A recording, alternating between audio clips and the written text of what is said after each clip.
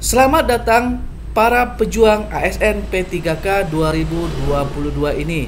Tetapi ada beberapa hal yang harus diketahui para pejuang P3K ini, yaitu mengenai apa saja sih persyaratan yang harus kita siapkan untuk mengikuti P3K di tahun 2022 ini. Siapa saja itu? Nah, di sini saya rangkum pertanyaan dan jawaban mengenai ASN P3K.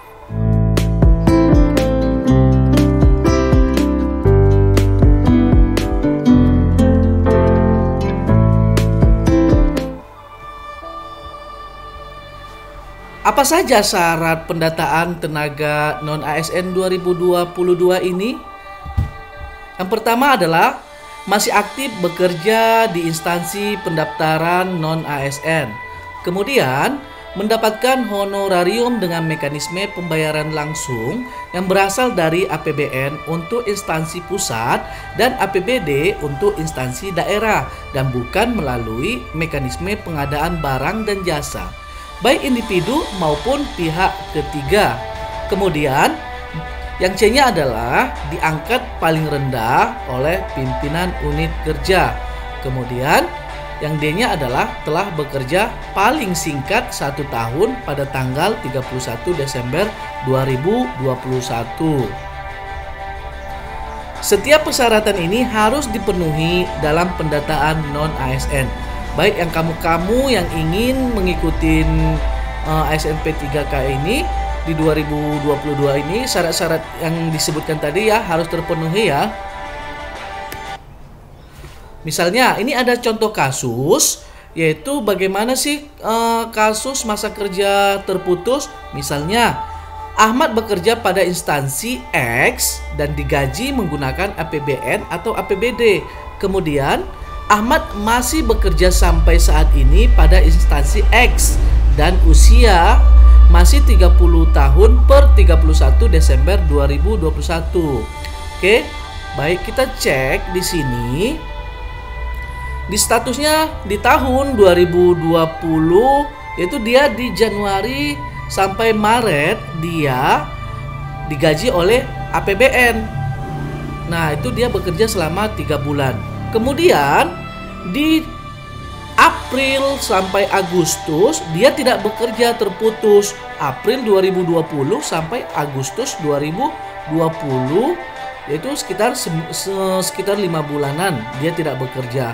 Kemudian Ahmad bekerja lagi di tahun 2020 pada bulan September sampai Desember 2020, yaitu 4 bulan. Dan mekanisme pembiayaannya adalah APBN. Kemudian bekerja lagi di Januari 2021 sampai Juni 2021 selama 6 bulan, yaitu digaji oleh APBN.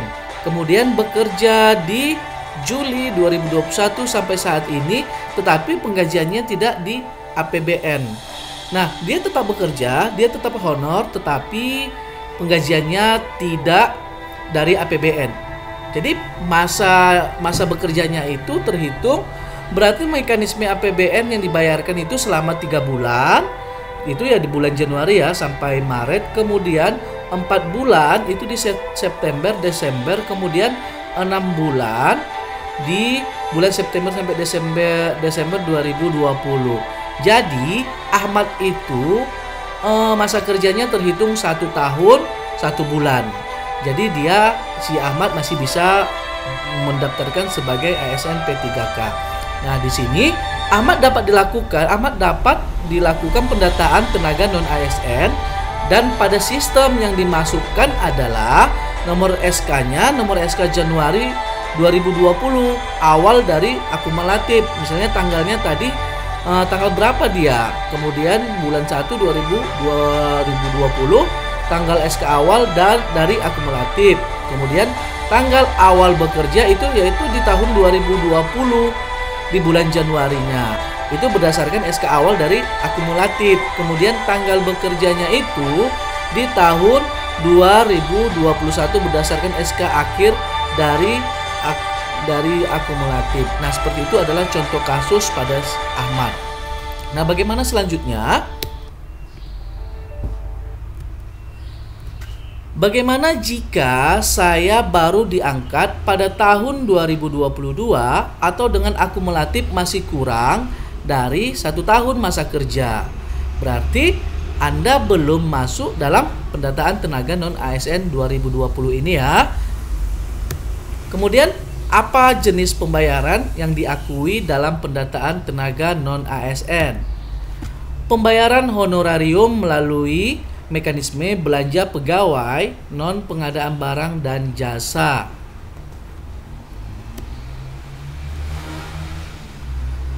Kemudian pertanyaan selanjutnya adalah bagaimana dengan pembiayaan menggunakan BOS atau BOK, apakah termasuk dalam pendataan non ASN? Nah, ini pertanyaan yang selalu dipertanyakan, yaitu antara BOS atau BOK-nya ya.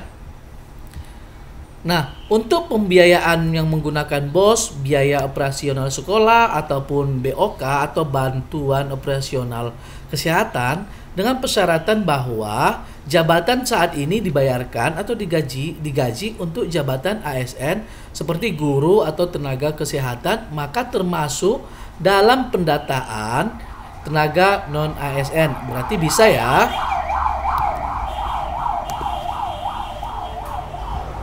Nah, pertanyaan selanjutnya adalah bagaimana dengan pembiayaan dengan anggaran dana desa?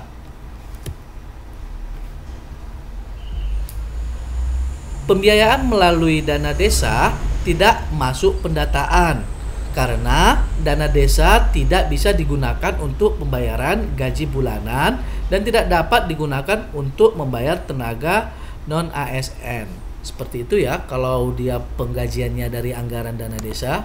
Kemudian bagaimana cara perhitungan usia pendataan tenaga ASN? Usia wajib dalam ketentuan persyaratan per 31 Desember 2021 berdasarkan data tanggal lahir dari Dukcapil kecuali untuk yang terdata sebagai THK 2. Kemudian apakah pegawai BLU atau BLUD termasuk dalam pendataan? Saat ini belum dilakukan pendataan tenaga non-ASN untuk tenaga non-ASN yang bekerja pada BLU atau BLUD. Kemudian selanjutnya adalah jabatan apa saja yang tidak termasuk dalam pendataan tenaga non-ASN ini. Berdasarkan surat Menteri Pan RB nomor B/185/M, bagaimana persyaratan usia dan jabatan untuk THK 2 bagi peserta yang ternyata terdata pada database BKN sebagai peserta THK 2, maka persyaratan usia ataupun persyaratan jabatan dikecualikan dan tetap dilakukan pendataan tenaga non-ASN. Oke, demikian pertanyaan dan jawaban mengenai pendataan non-ASN. Semoga membantu. Selamat berjuang.